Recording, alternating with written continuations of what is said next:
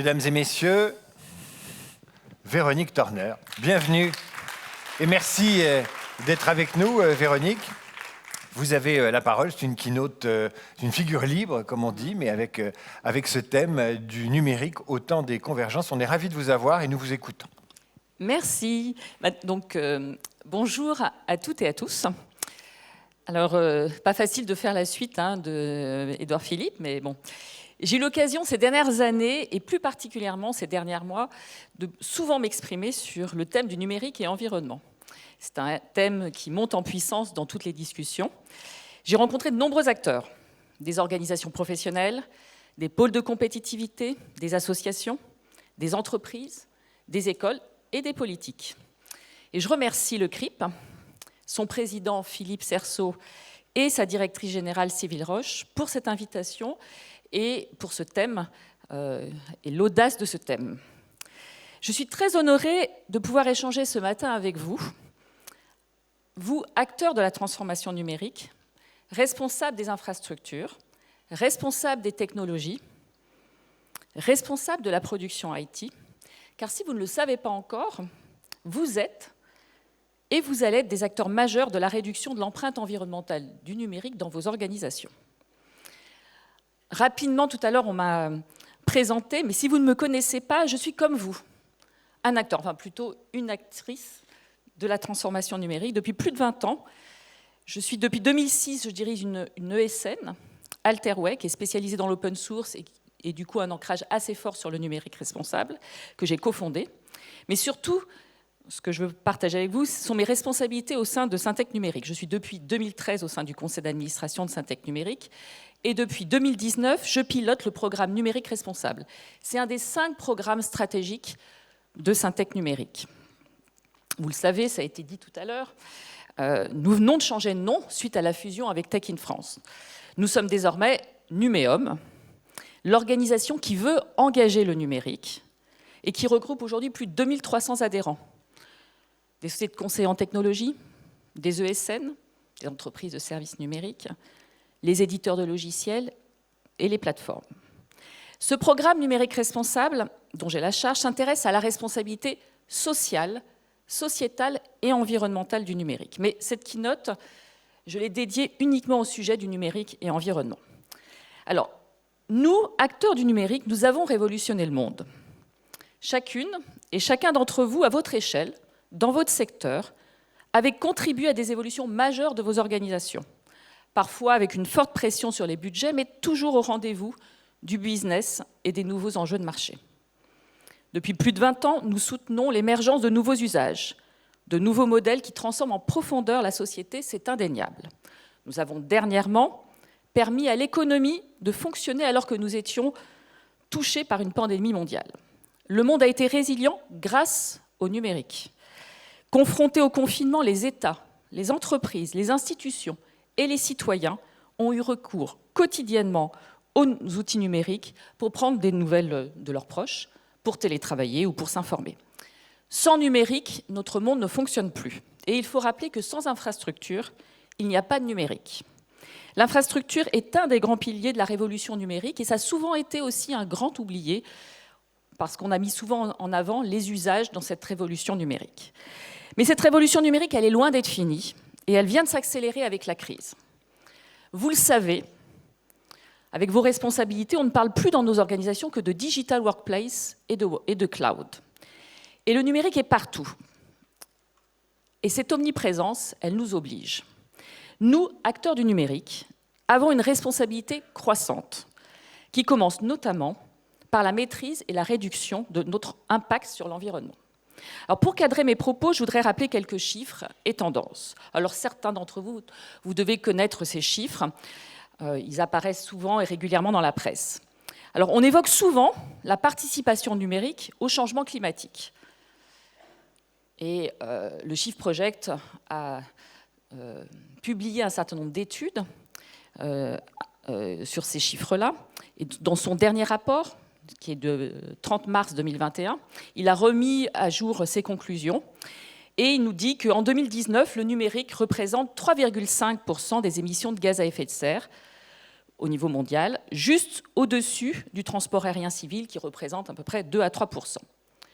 Alors 3,5%, on se dit que ce n'est pas beaucoup, mais c'est surtout la tendance dans laquelle s'inscrit en fait le numérique, avec une consommation énergétique qui progresse de 6% par an. Et du coup, si nous ne faisons rien, ça pourrait doubler, ça pourrait atteindre 7% des émissions totales en 2030. Mais l'impact du numérique, ce n'est pas que des enjeux climatiques. Il se caractérise aussi par la contribution du numérique à l'épuisement des ressources abiotiques, à des tensions sur l'eau douce et à la diverses formes d'agression des écosystèmes, l'eutrophisation, l'acidification et des pollutions diverses. Il est important de rappeler que l'impact de l'empreinte environnementale du numérique se manifeste à différents moments du cycle de vie des produits et services du numérique. Et elle se concentre pour une très forte part dans la fabrication des équipements. Selon les indicateurs que vous parliez en fait des gaz à effet de serre, de l'eau ou d'autres types d'indicateurs, on estime que la fabrication des équipements représente entre 59% et 84% de l'impact environnemental du numérique. La phase d'extraction des matières premières et leur transformation en composants électroniques joue sur l'épuisement des ressources naturelles, le réchauffement climatique, la pollution de l'air et l'eau. Alors, je vais vous donner quelques exemples.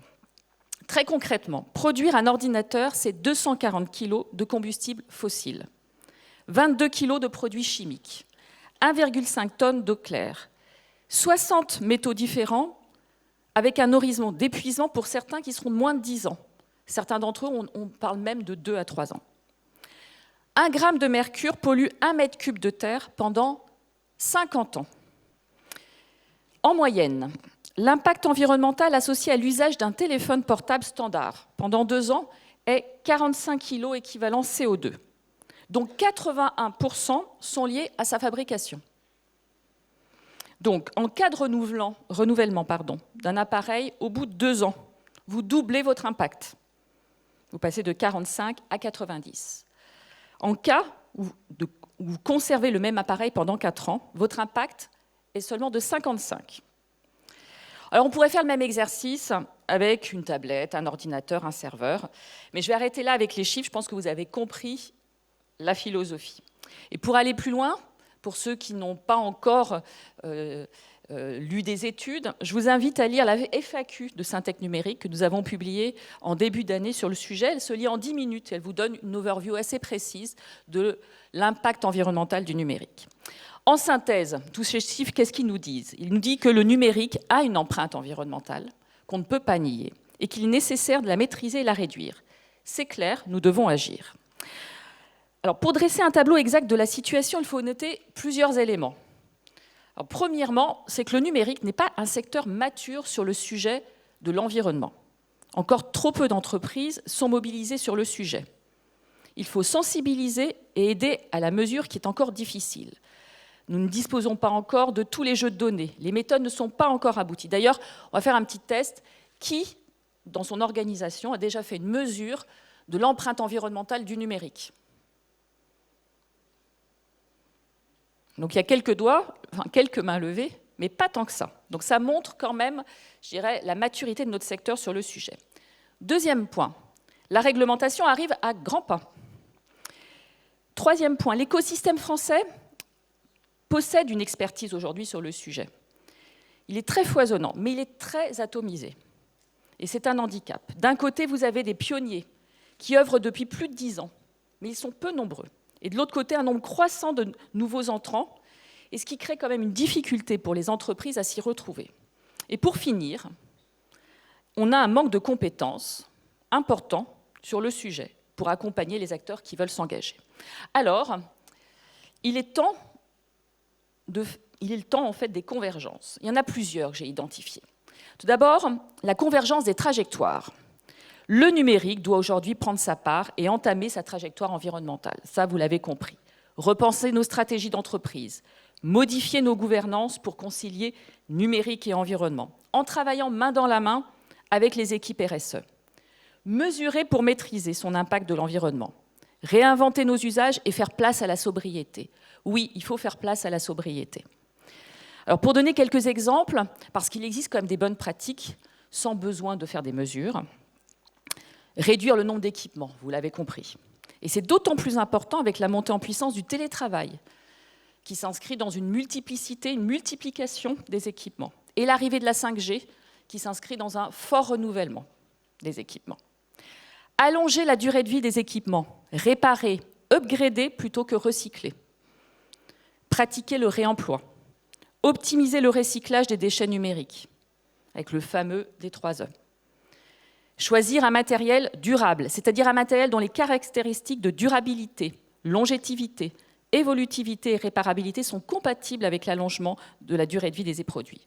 Et puis parce qu'on parle beaucoup de cloud, et qu'il est important aussi d'associer dans cette dynamique des achats responsables, il faut choisir un hébergeur, alors soit un hébergeur traditionnel, soit un hyperscaler responsable, qui par exemple se fournit en énergie renouvelable, pilote et améliore sa performance énergétique, allonge la durée de vie de ses équipements, densifie l'utilisation et le taux d'occupation de ses machines physiques, déploie une politique pour réduire sa consommation d'eau. Et on ne parle pas suffisamment de la consommation d'eau dans les data centers. Alors ça, c'est ma première convergence, la convergence des trajectoires. Il y a la convergence des transitions. Et ça, Édouard Philippe l'a dit également, il ne s'agit pas d'opposer transition numérique et environnementale. Une de nos missions aujourd'hui est de mettre le numérique au service de l'environnement, en s'appuyant sur l'innovation, car nous le savons, il n'y aura pas de transition verte sans numérique. Et hier, nous avons eu la chance d'avoir un très bel exposé de Philippe Roch qui nous montrait un numérique au service de la transition écologique.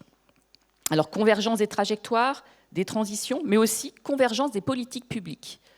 Je vous l'ai dit il y a un instant, la réglementation arrive à grands pas.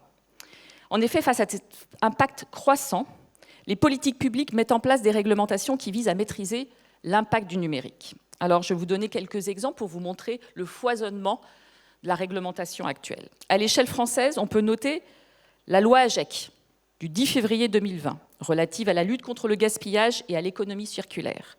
Vous avez la feuille de route numérique et environnement du gouvernement qui a été présentée le 23 février 2021. La proposition de loi visant à réduire l'empreinte environnementale du numérique en France, qui est actuellement en débat à l'Assemblée. Ou encore le projet de loi Convention et citoyenne, appelé aussi Climat et résilience, qui, dans certains articles, fait mention du numérique. Tous ces textes dessinent une réglementation pour maîtriser l'impact environnemental du secteur, que ce soit en allongeant la durée de vie des appareils, en luttant contre l'obsolescence logicielle ou en sensibilisant les utilisateurs sur les impacts de leurs usages numériques. Il y a également un certain nombre de discussions autour de la définition de certains mots. C'est quoi l'éco-conception ? Ces textes découlent souvent d'initiatives européennes qui visent à assurer l'harmonisation des réglementations nationales. Au niveau européen, la Commission européenne a en ce sens présenté son Green Deal et sa stratégie numérique, avec notamment un objectif de réduction en 2030 des émissions CO2 d'au moins 55% par rapport à 1990, et un objectif affiché que les centres de données de la zone UE soient neutres en carbone d'ici à 2030. Ces lois sont une bonne nouvelle. Elles inquiètent toujours quand on est une entreprise, mais elles sont des bonnes nouvelles. Elles tracent une trajectoire de maîtrise et de réduction des impacts environnementaux du numérique. Elles démontrent la volonté d'agir et de cadrer nos actions. Mon dernier point, ma dernière convergence, c'est la convergence des écosystèmes. Et c'est dans cette optique que nous avons décidé, il y a maintenant presque un an, de créer Planète Tech Care, dont le CRIP est un ambassadeur, et Sylvie Roche, je ne sais plus où elle est, mais est une ambassadrice vraiment très importante. Et je la remercie.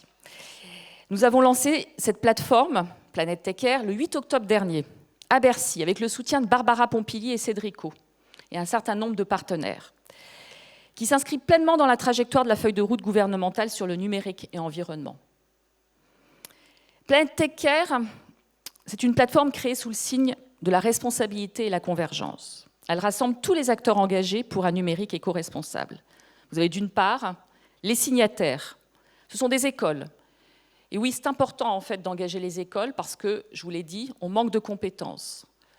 Et donc, ces écoles qui s'engagent avec nous s'engagent à développer des cursus pédagogiques pour former des compétences sur le numérique et l'environnement. Et dans ces écoles, vous avez des écoles de la grande école du numérique, des écoles d'ingénieurs comme Polytechnique, des écoles spécialisées dans le numérique comme l'école 42, l'Epitech, mais vous avez des écoles de management aussi, HEC, ESSEC. Vous avez également, évidemment, pour une grande part des signataires, des entreprises. Alors évidemment, des entreprises de la tech, donc beaucoup d'acteurs de Numéum, mais pas que. Un grand nombre d'entre vous, en fait, sont déjà signataires, en fait, de Planète Tech Care. On va retrouver des grands groupes, des ETI, des PME, des startups, et puis aussi des acteurs publics. Et d'autre part, nous avons des partenaires et ambassadeurs, qui sont des institutions, des organisations, des associations, et qui apportent du contenu de qualité aux signataires pour les aider à progresser dans leur trajectoire. Alors, quelles sont nos ambitions dans Planète Tech Care ? Aider les entreprises à y voir plus clair. Flécher les dispositifs existants en fédérant les expertises. Vous l'avez compris, on a un écosystème foisonnant, très atomisé, très peu lisible pour les entreprises. Donc Planète Tech Care est là pour être un guichet unique. Créer une dynamique de communauté autour d'ateliers permettant de diffuser de l'information qualifiée. Cette information, elle est fournie par nos partenaires. De partager des bonnes pratiques et des retours d'expérience entre vous. Troisièmement, maximiser l'impact en permettant à l'ensemble des acteurs de l'entreprise qui est signataire d'accéder au contenu du programme. Donc ce n'est pas juste quelques personnes de vos organisations qui accèdent au programme, mais l'ensemble de vos salariés. Tous les ateliers sont enregistrés et sont en replay. Et enfin, créer des communs pour faciliter la trajectoire des entreprises, c'est-à-dire faire travailler nos partenaires entre eux pour pouvoir avoir des méthodes, des bases de données, si possible en open source et en open data, qui vont vous permettre derrière d'avoir les bons outils pour mener votre trajectoire. Alors, comme je vous l'ai dit, certains d'entre vous sont déjà signataires et je vous en félicite. J'invite tous les autres à nous rejoindre. Et donc, Sylvie me proposait à l'instant d'être le go-between entre les Cripiens et Planète Tech Care. Donc, vous pouvez vous rapprocher de Sylvie pour venir rejoindre Planète Tech Care. Donc, si tout cela vous intéresse, notez également dans vos agendas une date importante. Il va y avoir un premier événement en France qui s'appelle le Green Tech Forum, qui aura lieu à Paris les 30 novembre et 1er décembre. Il y aura une partie physique et une partie distancielle, et qui sera le grand rendez-vous qui permettra en fait d'avoir un certain nombre de conférences sur le sujet de la réduction de l'empreinte environnementale du numérique. Et j'ai fini. Et du coup, pour finir en fait cette keynote, on a une petite vidéo qui résume ce qu'est Planète Tech Care. Et donc, je mets à votre disposition également si dans la journée, vous voulez qu'on en discute. Merci beaucoup.